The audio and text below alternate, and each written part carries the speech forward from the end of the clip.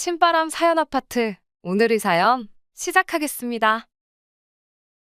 안녕하세요. 결혼 앞두고 파혼했습니다. 제가 올해 29살인데 원래는 30이 되기 전에 꼭 결혼을 하고 싶었어요. 2년 조금 넘게 만난 남자친구와 지난달부터 결혼 이야기가 오가기 시작했고 30 넘기 전에 결혼하고 싶어 했던 저 때문에 조금 서두르는 느낌으로 올 연말 내로 결혼식을 올리는 쪽으로 이야기가 진행되고 있었습니다. 결혼 준비를 서두르긴 했으나 식장이나 스드메 같은 걸 따로 예약해 놓은 건 없었고 신혼여행지는 어디가 좋을까 뭐 그런 이야기 주고받고 있던 상황이었어요. 그런데 이렇게 파혼을 하게 되었고 그 이야기를 사연으로 적어 보내고 있네요. 30 전에 결혼하겠다는 제 작은 소망은 물 건너가게 되었지만 딱히 파혼해버린 이 상황에 대해서 후회가 남는다거나 하지는 않네요. 30 전에 결혼하겠다던 그 작은 계획 때문에 제 창창한 앞길을 제 손으로 꼬아버릴 뻔했다 생각하면 오히려 좋은 결정 내렸구나 하는 생각뿐입니다. 결혼까지 생각했던 남자친구는 저보다 5살이 많아요. 하지만 그 나이 차이가 그렇게 크다고 느껴지지는 않았습니다. 남자친구가 똥안이라서 그렇다는 건 아니고요. 처음에는 그게 성격이 잘 맞는구나 생각했었는데 남자친구의 가족관계를 알게 되니 왜 그렇게 느꼈는지 딱 알겠더라고요. 남자친구의 가족관계에 대해서는 결혼 이야기 나오기 직전에 남자친구가 말해줘서 알게 되었습니다. 남자친구 위로 누나가 한 명 있어요. 사실상 이 파혼의 결정적인 역할을 한 예비신우이지요. 남자친구가 집안의 막내이기도 하지만 늦둥이이기도 해서 이 예비신우와는 나이 차이가 13살이나 났습니다. 저희 막내 이모랑 비교해도 나이 차이가 얼마 나지 않는 사람이 내 신우가 될 수도 있다니 솔직히 그땐 까마득했어요. 심지어 결혼도 일찍 해서 예비 신우한테 딸이 한 명 있는데 20대 초반으로 대학교까지 다니고 있다는 말까지 들으니 아찔하더군요. 남자친구는 그런 저를 보고 누나가 엄청 좋은 사람이라고. 따지고 보면 누나도 누나네 시댁에선 며느리 아니겠냐. 거기에 딸 키우는 엄만데 걱정할 게 뭐가 있겠냐며 걱정일랑 할 필요가 없다고 말을 하더라고요. 그러다 하루는 그렇게 신경 쓰이면 먼저 한번 만나보자고 하면서 자리까지 만들게 되었지요. 그래서 처음 예비신우랑 만나게 되었습니다. 첫 인상만 두고 보자면 남자친구 말대로 제가 너무 사서 걱정을 했나 싶었을 정도였지요. 하지만 한번 봤다고 해서 그 사람을 다 파악할 수 있었겠나요? 그 자리에는 예비신우뿐만 아니고 예비신우의 딸, 그러니까 예비시조카도 같이 나왔었어요. 예비신우가 딸한테 너 맨날 언니 있으면 좋겠다고 했었잖아 하면서 저랑 친하게 지내라는 식으로 이야기를 했지요. 쭈뼛거리는 게 내성적인 성격처럼 보이긴 했는데 그래도 또 요즘 애들이라고 하고 싶은 말은 다 하고 자기 의견 말하는데 거침이 없던 아이였어요.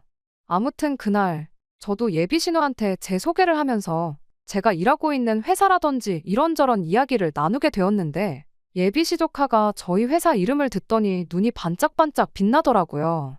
알고 보니 예비시조카가 학교를 관련 전공으로 다니고 있었고 또 저희 회사가 그쪽 방면에서는 이름이 있는 회사다 보니 당연히 관심이 있을 수밖에요.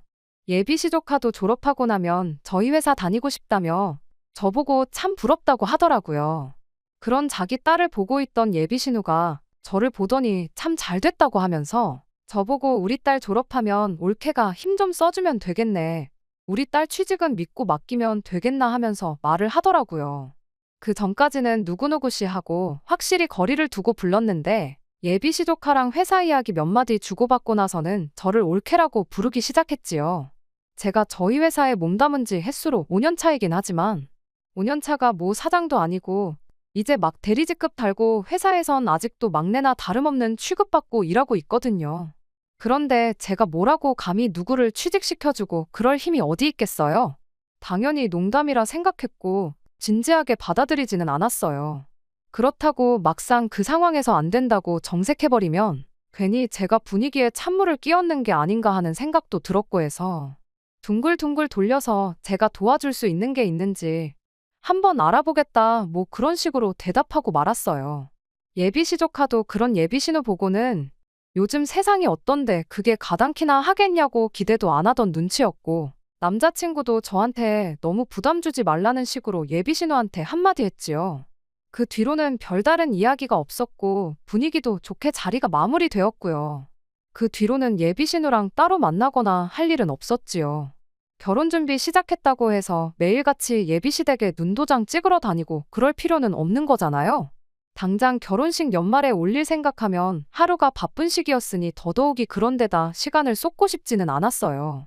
남자친구도 결혼 허락 받은 뒤로는 저희 집에 따로 인사하러 오거나 그러지도 않았고, 사실 그럴 필요도 없었고요.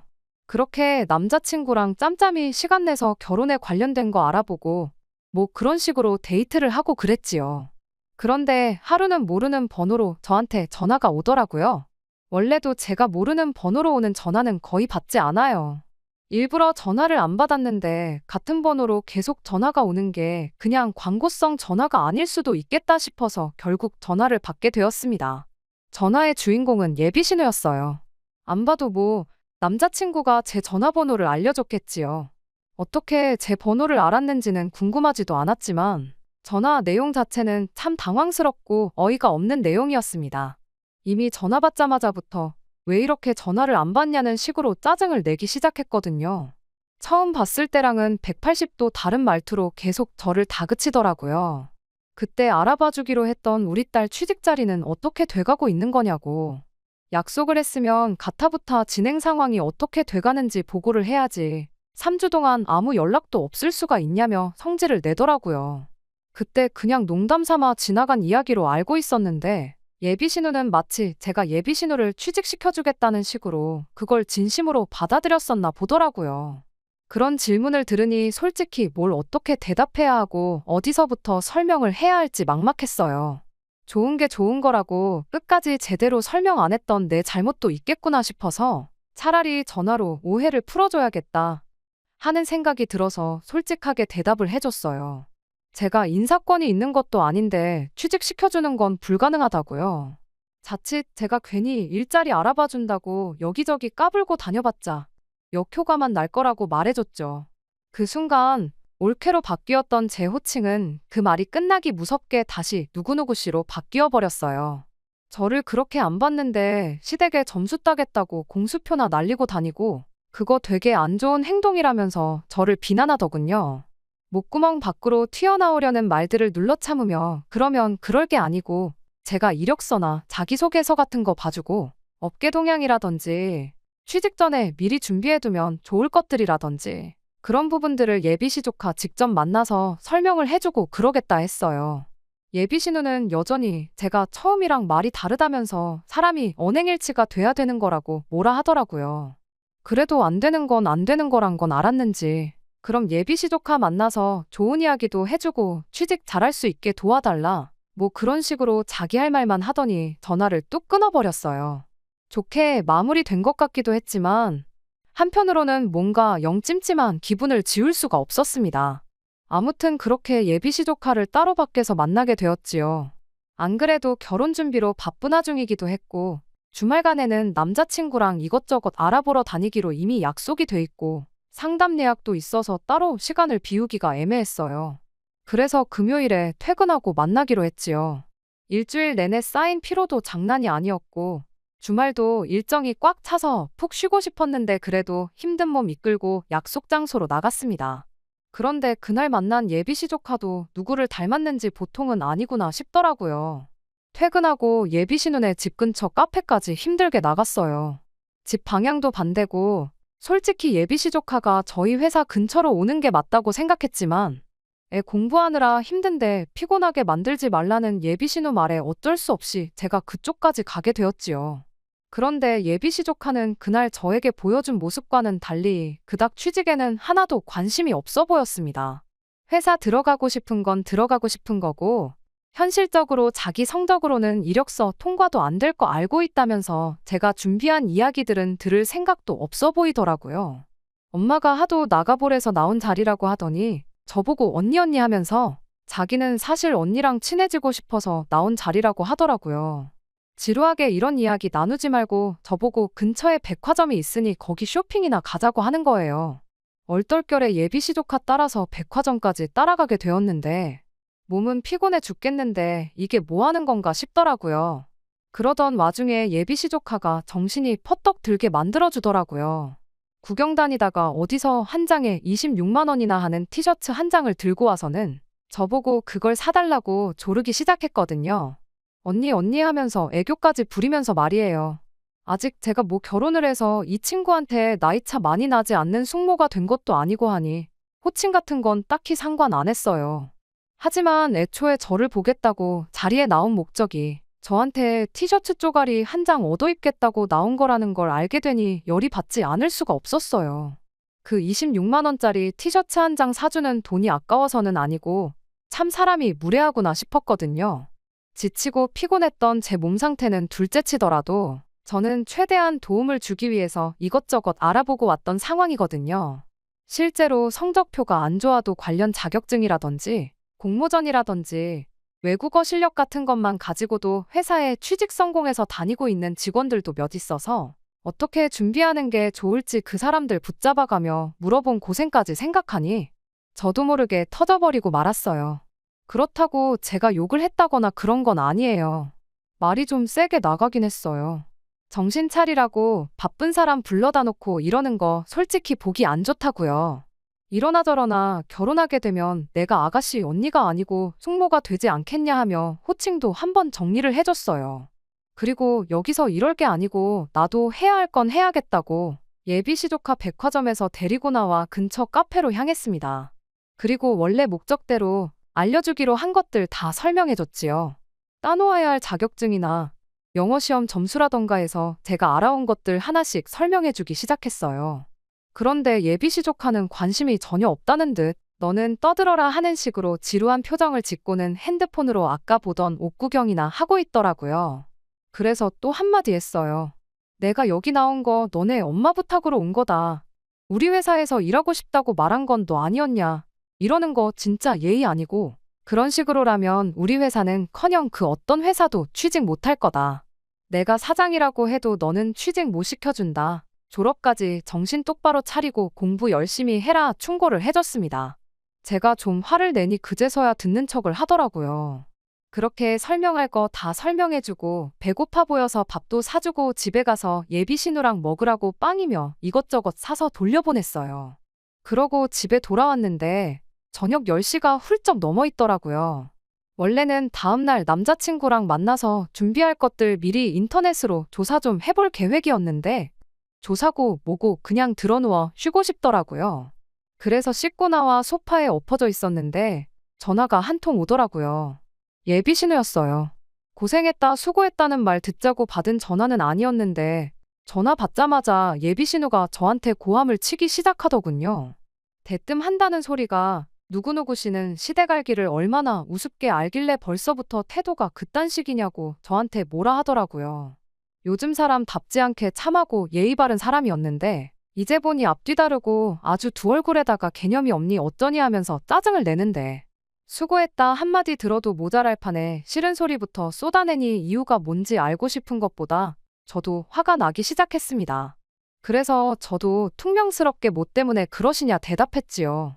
그랬더니 예비신우는 아직도 네가 뭘 잘못한 건지 모르냐면서 제가 예비시 조카한테 너너거리고 반말하는 게 맞는 거냐면서 성질을 부리더군요.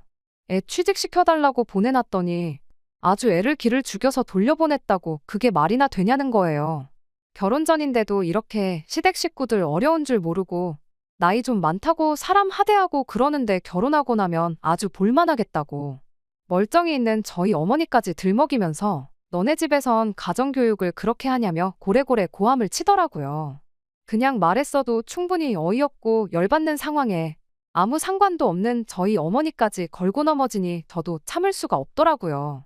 그래서 형님 많이 흥분하신 것 같은데 다시 한번 무슨 일이 있었는지 따님한테 자초지종 제대로 다시 이야기해보라고 하고 그리고 다시 전화를 주던가 말던가 하셔라 하고 전화 끊어버렸어요. 그랬더니 다시 전화가 와서는 어른이 말하는데 말이 그렇게 기냐고 저보고 버르장머리가 없다면서 그걸 걸고 넘어지더군요. 저도 이성적으로 대하기 힘든 상황이었고 저희 어머니의 더불어 가정교육 이야기까지 들었는데 더 통화했다간 아주 대판 싸움이 날 것 같아서 더는 할 이야기 없고 내일도 모레도 볼 일이 많아 이만 쉬어야겠으니 전화 끊겠다. 또 전화해도 안 받을 거다 말하고 전화 끊어버렸어요. 그 뒤로 전화기가 몇 번 더 울리기는 했는데 이미 또 전화를 할 거 예상해서 벌써 무음으로 돌려놓았던 터라 싹 다 무시해버리고 그냥 잠에 들어버렸습니다. 아침에 일어나 보니 전화가 10통은 더 와 있었어요. 신경 쓰였지만 최대한 무시하고 약속 장소에 남자친구 만나러 나갔지요. 그런데 남자친구도 저를 만나자마자 한다는 소리가 너 정신이 있는 거냐 없는 거냐 따지고 들면서 애도 아니고 네 기분 나쁘다고 일을 이렇게 크게 만드냐 하면서 뭐라 하는 거예요. 제가 남자친구한테 물었죠. 무슨 상황인지 자초지종은 처음부터 끝까지 다 듣고 나한테 뭐라 하는 거냐고요. 그랬더니 남자친구는 거기다 대고 제가 시자 들어간다고 해서 과민 반응을 하는 거라는 식으로 몰아가더라고요. 다른 걸 다 떠나서 우리 누나가 너네 이모뻘 되지 않느냐고. 너 니네 이모한테도 그렇게 떽떽거리고 성질 부리냐 하면서 따지고 들더군요. 어이가 없어서 아무 말 안 하고 있었더니 어른이 말하면 내내 하고 고분고분하게 나왔어야지. 일을 더 크게 만들어서 중간에서 자기만 입장이 난처하지 않느냐고 짜증을 내는 거예요. 아무리 상황이 어이가 없어도 어른이 기분 나쁘다고 말하면 죄송합니다. 다음부터는 안 그러겠다. 조심하겠다. 사과 먼저 하고 조카 바꿔달라 해서 조카한테도 미안했어요. 한마디 해주고 반성하는 모습 보여줬으면 일이 이렇게 커지지 않았을 거 아니냐고 따지고 들더군요. 미안했어요? 결혼하면 내 조카 되는 거나 마찬가지인데 그럼 그때도 존댓말을 해야 하는 거냐 물으니 그래도 나이 차이가 얼마 나지 않으니까 존댓말 하는 게 보기 좋은 거 아니겠냐고 하길래 그럴 거면 당신도 앞으로 당신 조카 앞에다 두고 존댓말 해라. 그럼 나도 존댓말 하겠다 대답했죠. 남자친구는 거기다 대고 한다는 소리가 자기는 걔 꼬맹이 시절부터 보고 커왔으니 존댓말을 할 필요가 없다고 하더군요. 자꾸 일 크게 만들지 말고 사과 한마디면 끝나는 걸 왜 그렇게 자존심을 세우냐고 따지는데 이젠 하다못해 내 남편 될 사람까지 자기 조카한테 존댓말을 하라고 하니 어이가 없었어요.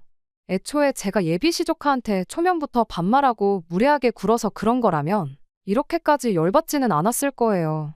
일단 저도 결혼 안 했으니 남남이라 생각하고 있었고 처음에는 극존칭까지는 아니지만 처음 만난 사람이다 생각하고 존댓말 해줬어요.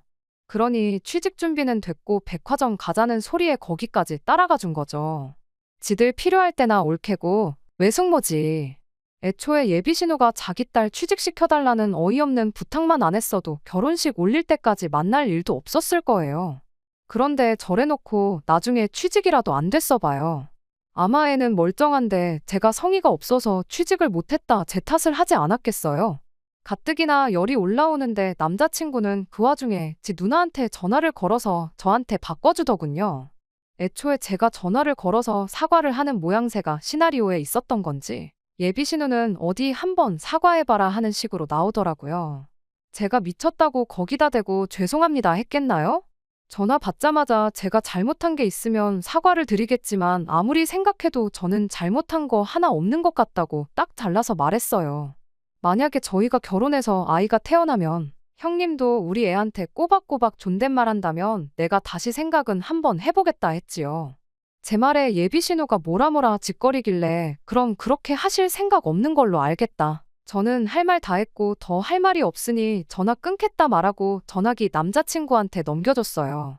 남자친구가 저한테 계속 전화기 들이밀길래 자리에서 일어나 밖으로 나갔지요. 남자친구는 전화 끊고 부랴부랴 저를 쫓아오더라고요. 거기서 돌아선 저를 잡아도 모자랄 판인데 지금 우리 누나가 말하는 도중에 전화를 끊어버린 거냐며 저보고 이렇게 위아래가 없는 사람이었냐고 하면서 실망이라 하더라고요. 이미 남자친구 저 태도만 봐도 결혼하면 어떻게 될지 눈에 선하더군요. 제가 30 전에 결혼을 하고 싶었던 거지. 안 한다고 누가 잡아가는 것도 아닌데 미쳤다고 이 결혼을 하겠어요? 이게 똥인지 된장인지 헷갈리는 것도 아니고 누가 봐도 똥인데 구태여 제가 그걸 찍어 먹어보고 확인을 해야 할 필요가 있나 싶더라고요. 그래서 쫓아 따라오는 남자친구 정강이를 구두발로 차버리고 한마디 해줬습니다. 시자 들어가는 게 무슨 벼슬인 줄 아냐고. 내가 네 조카 눈치까지 봐가면서 살아야 되냐고요. 자꾸 위아래 따진다고 하는데 숙모가 조카한테 존댓말로 미안했어요 사과하는 건 위아래가 있는 거냐 한번 생각해보라고 했지요. 거기서도 남자친구는 지나 자기 식구들이나 아무 문제가 없다는 식으로 말하더라고요. 저보고 자존심 세우지 말라더니 자존심은 누가 세우고 있는 건지 참. 결국 그날 저녁에 전화로 파혼 통보했네요. 예비 신호가 와서 내 앞에 무릎을 꿇고 빌더라도 마음 돌릴 생각 없으니 앞으로 연락도 하지 말라고 했습니다. 만나온 시간에 비해 쫑나는 건 단 하루도 안 걸리더라고요. 그런데도 아쉽거나 그러지는 않아요. 상견례는커녕 남자친구 부모님도 만나보지 않았는데 누나가 저런데 뭐 부모님은 안 만나봐도 뻔할 뻔짜겠지요. 시조카도 떠받들어 모시고 살아야 하는 며느리 자리였는데 시부모님은 제가 하루 12시간을 업고 다녀도 모자라다 했을 거예요. 시자 들어가는 거 벼슬 아닌데 그 집 며느리가 벼슬 자리도 아니고 못하러 제 팔자 제 손으로 꼬아버리겠어요? 그나마 일찍 파혼해서 제 아까운 시간 조금이라도 절약할 수 있었다는 걸 위안 삼으려고 합니다. 끝까지 들어주셔서 감사합니다. 오늘의 사연은 여기까지입니다.